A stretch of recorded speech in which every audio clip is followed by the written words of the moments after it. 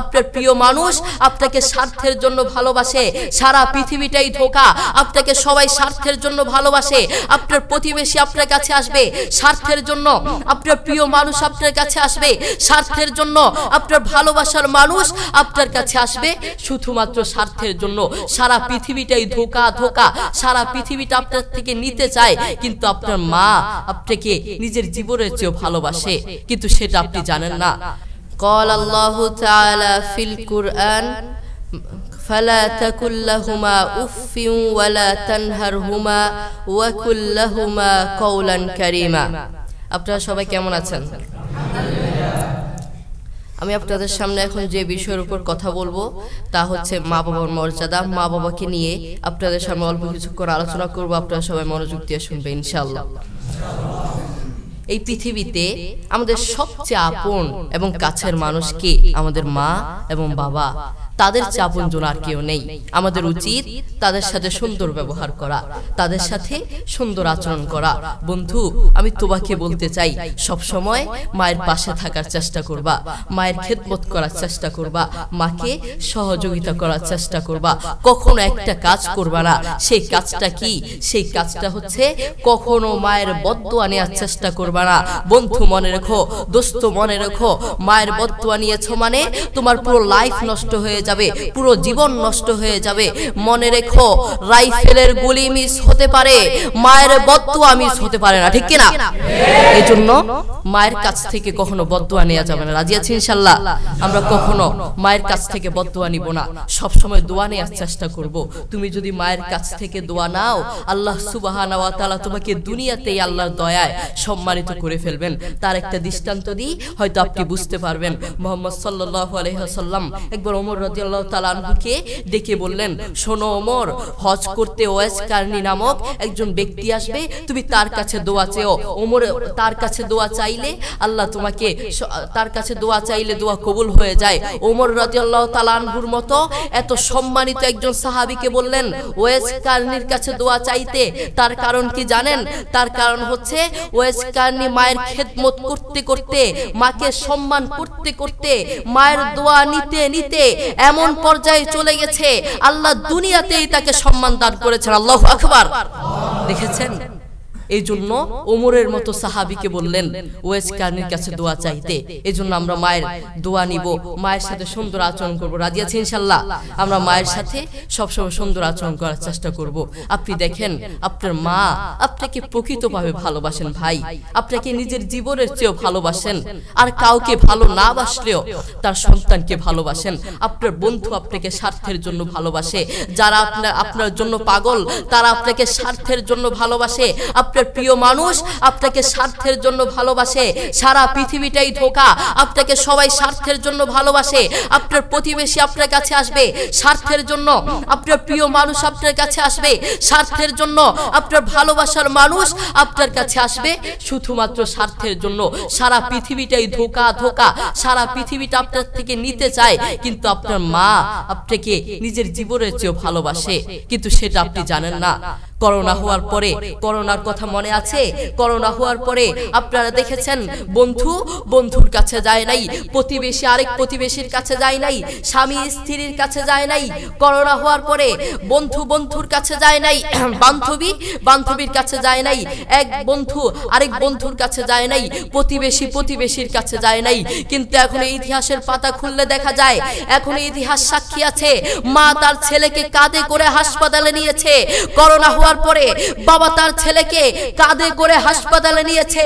এখনো ইতিহাস সাক্ষী আছে, করোনা হওয়ার পরে মা তার ছেলেকে চুমু খেয়েছে। করোনা হওয়ার পরে বাবা তার ছেলের পাশে সারা রাত ছিল, ঠিক কি না?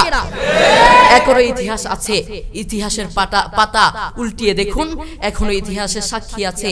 আপনার মা আপনাকে নিজের জীবনের চেয়েও ভালোবাসেন, কিন্তু সেই মায়ের প্রতি আপনার কোনো ভালোবাসা নেই, সেই বাবার প্রতি আপনার কোনো ভালোবাসা নেই।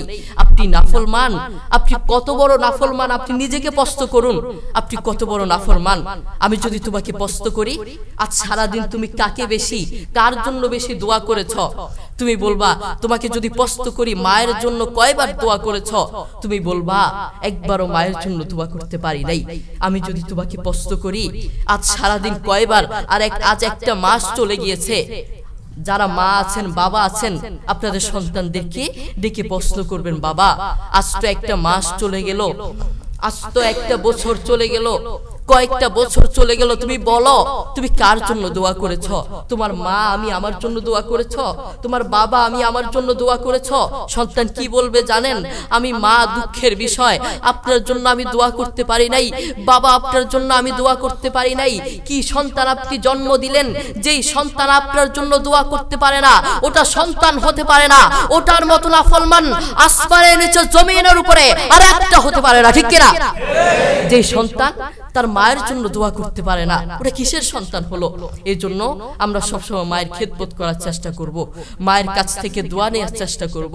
বন্ধু তুমি জানো, যুবক তুমি জানো, তোমার মা তোমাকে জন্ম দেওয়ার সময় কত কষ্ট করেছেন, সেই মায়ের জন্য তুমি দোয়া করতে জানো না। আমি আমার মাকে প্রশ্ন করেছি, আমার বাবা আমার দাদুকে প্রশ্ন করেছে, মা তুমি যখন দুই হাত তুলে কাঁদো, আপনারা দেখবেন মায়েরা মাঝে মাঝে চোখের পানি ছেড়ে দিয়ে চোখের পানি চোখ ফুলিয়ে তারা কাঁদে। আমি আমার মাকে প্রশ্ন করেছি, মা তুমি যখন দোয়া করো তখন তুমি বলো তুমি সবার আগে কার জন্য দোয়া করো? সেই মা কি বললেন জানেন? সেই মা কি উত্তর দিলেন জানেন? আরে বাপ তুই জানতে চাস, আমি যখন দোয়া করি, আমি যখন দুই হাত তুলে দোয়া করি, আমি আমার রোগের কথা ভুলে যাই, আমি আমার সমস্যার কথা ভুলে যাই, আমি সবার কথা ভুলে গিয়ে আমি যখন দোয়া করি আগে তোর জন্য দোয়া করি, আমার সন্তানের জন্য দোয়া করি। আল্লাহু আকবার। দেখেছেন মায়ের প্রতি আমাদের কোনো ভালোবাসা নেই। সেই মা আমাদের জন্য দেখেছেন কত কষ্ট করেন, সেই মা আমাদের জন্য সারা রাত দিন রাত 24 ঘন্টা আমাদের জন্য ভাবেন, কিন্তু সেই মায়ের প্রতি আমাদের কোনো ভালোবাসা নেই। আপনার মা আপনাকে জন্ম দেওয়ার সময় কত কষ্ট করেছেন আপনি জানেন? বর্তমান বিজ্ঞানীরা কি বলেছেন? বর্তমান বিজ্ঞানীরা বলেন একজন সুস্থ মানুষকে, একজন জীবন্ত মানুষের হাত পা ধরে ভেঙে দিলে একজন জীবন্ত মানুষ যতটুকু কষ্ট পায়, একজন মা তার চেয়েও বেশি কষ্ট পায় তার সন্তানকে জন্ম দেওয়ার সময়। আল্লাহু আকবার। এরপরেও কেন আমাদের মায়ের প্রতি ভালোবাসা নেই? কেন আমাদের মায়ের প্রতি ভালোবাসা নেই? একদিন আব্দুল্লাহ ইবনে ওমর রাদিয়াল্লাহু তাআলা আনহু কাবার পাশে দাঁড়িয়ে ছিলেন। তিনি দেখলেন একজন যুবক তার মাকে কাঁধে করে করে তাওয়াফ করাচ্ছে। আব্দুল্লাহ ইবনে ওমর রাদিয়াল্লাহু তাআলা আনহু তার দিকে তাকিয়ে থাকলেন। এরপর যুবকটি আব্দুল্লাহ ইবনে ওমর রাদিয়াল্লাহু তাআলা আনহুর কাছে এসে বললেন, আমি কয়েকটা বছর এভাবে আমি আমার মাকে কাঁধে করে বেড়াই, আমি আমার মাকে বাথরুমে নিয়ে যাই কাঁধে করে, আমি আমার মাকে খাওয়াতে নিয়ে যাই কাঁধে করে, প্রত্যেকটা জায়গায় আমি আমার মাকে এভাবে কাঁধে করে নিয়ে যাই। আপনি বলুন, আপনার কাছে আমার প্রশ্ন, আমি কি আমার মায়ের হক আদায় করতে পেরেছি? আমি কি আমার মায়ের হক আদায় করতে পেরেছি? আব্দুল্লাহ ইবনে ওমর রাদিয়াল্লাহু তাআলা আনহু কি বললেন জানেন? তোমার মা তোমাকে জন্ম দেওয়ার সময় কয়েক হাজার কষ্টের নিঃশ্বাস ছেড়েছে। তুমি যদি সেই কয়েক হাজার কষ্টের নিঃশ্বাস থেকে একটি কষ্টের নিঃশ্বাসের হক আদায় করার জন্য কিয়ামত পর্যন্ত তোমার মাকে এভাবে কাঁধে করে বয়ে বেড়াও, কিয়ামত পর্যন্ত একটা কষ্টের নিঃশ্বাসের হক আদায় করতে পারবে না। আল্লাহু আকবার। দেখেছেন মা আমাদের জন্য কত কষ্ট করেছেন।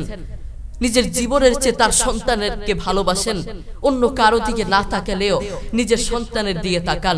তবুও বহু কুলাঙ্গার সন্তান তার মাকে ঘর থেকে বের করে দেয়, বহু কুলাঙ্গার সন্তান তার মায়ের উপর আঘাত করে থাকে। আরে আমি তো আমার পক্ষ থেকে বলতে চাই, যারা তার মাকে ঘর থেকে বের করে, যে অযোগ্য সন্তান, যেই নাফরমান সন্তান, যেই কুলাঙ্গার সন্তান তার মাকে ঘর থেকে বের করে, ওটা সন্তান হতে পারে না।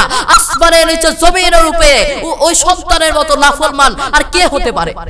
যে সন্তান তার মাকে ঘর থেকে বের করে দেয়, তার মতো নাফরমান আর কে হতে পারে? আর সে তো পশুর চেয়েও খারাপ, সে তো জানোয়ারের চেয়ে খারাপ, সে তো বিড়ালের চেয়ে খারাপ, সে তো শুকুরের চেয়েও খারাপ, ঠিক না? যে সন্তান তার মাকে ঘরে রাখতে পারে না, ওটা সন্তান কিভাবে হয়?